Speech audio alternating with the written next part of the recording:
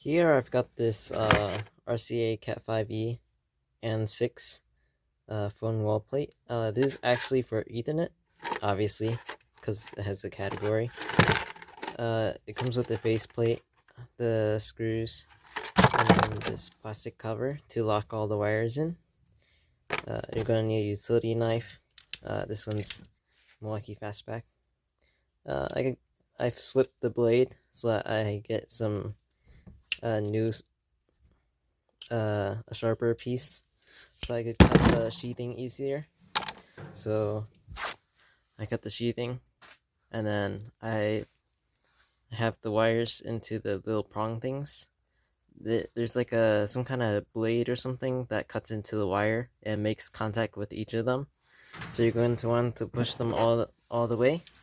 Uh, I got this thing from Menards. It didn't come with the tool you need to push down the wire so that it gets cut.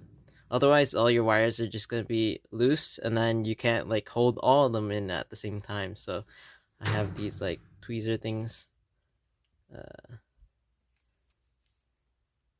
These are Top RN100. I don't know how I got them. And then you're going to need some flush cutters. So yeah, flush cut. And then now I'm going to cut the extra length of cable so I can put the plastic cover on I showed you earlier.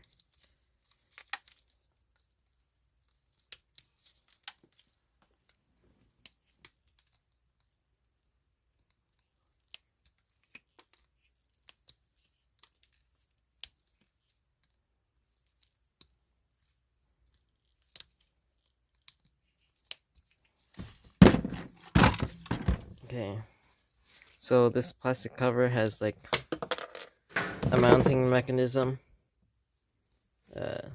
You can see there's some hooks there. Full focus. There's some hooks there, and it keeps the plastic cover in place. Well, you don't have to trim it. I guess it had holes. I didn't notice that, but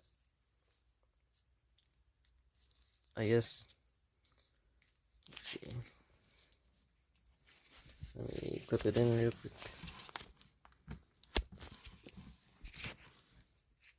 I guess it's clipped in already.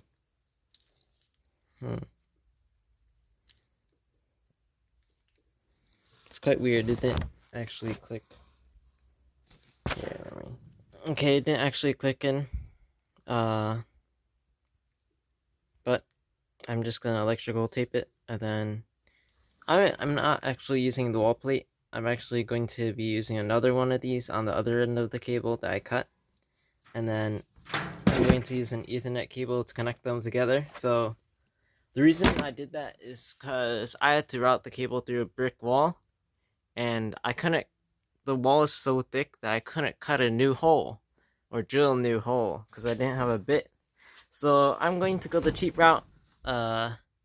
There's an existing hole for the doorbell voice, the door access system. There's like a buzzer you can buzz people in, and I just routed the Ethernet cable along with one of those cables, and then the head wouldn't fit, so I had to cut it. I had to cut the cable, so I hope this works.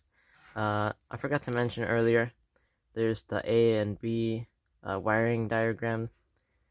You have to follow the bottom row if you want the B format, and it's on both sides, so it tells you exactly where to wire everything, so that's really nice. Well, so this is the final product. You can see I used the coupler, and then Cat 6 Ethernet cable. I believe the original one is Cat 5, but it should work all the same. Let's see, and then there's the other coupler. I electrical tape that one also so that nothing gets in along with the wires. I didn't duct tape the other end or electrical tape it because I don't think it needs it, but it just goes along, and then one end goes to the NVR there.